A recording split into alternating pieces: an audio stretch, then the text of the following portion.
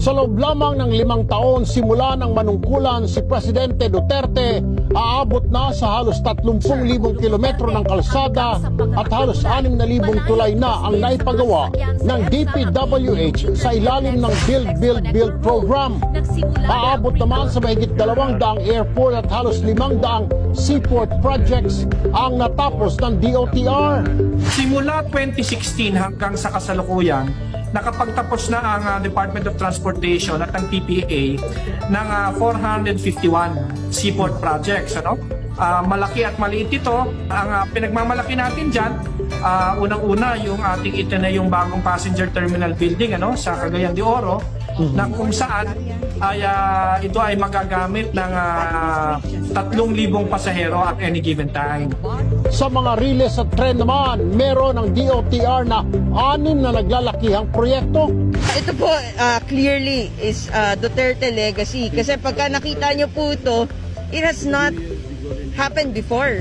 Because of build, Filipinos now spend less time in the road and more time with their families. And I think that's something that we should all be proud of. Nariyan ang subway na kauna-unahan sa bansa. Ang itinuturing na pinakamalaking proyekto ay ang North to South Commuter Rail na magdudugtong sa Central Luzon at Calabarzon. May habang 148 kilometers. Meron itong 35 istasyon mula sa Clark, Pampanga hanggang sa Calamba sa Laguna. Matagal na dapat natin isinagawa to. Sabi nga, nagka-catch up or naghahabol tayo sa infrastructure investment. Dapat 2 or 3 decades pa ito ginawa. At tulad ng ilan namin mga proyekto. Metro Manila Subway, 1973 pa pinag-isipan.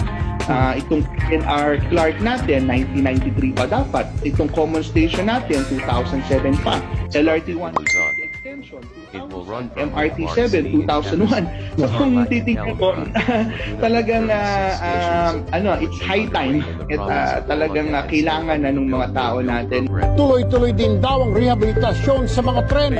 Kung dati ay mahigit 70 kilometers lamang ang riles ng tren, sa panahon ni Duterte, mahigit 1,000 kilometro na ang haba ng mga riles.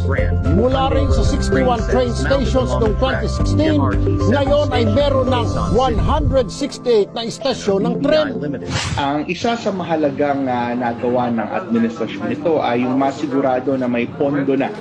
May pondo na ang lahat ng mga proyekto natin sa riles. Nagtapos tayo ng 2020, so as of December 2020, ay meron tayong 1.7 trillion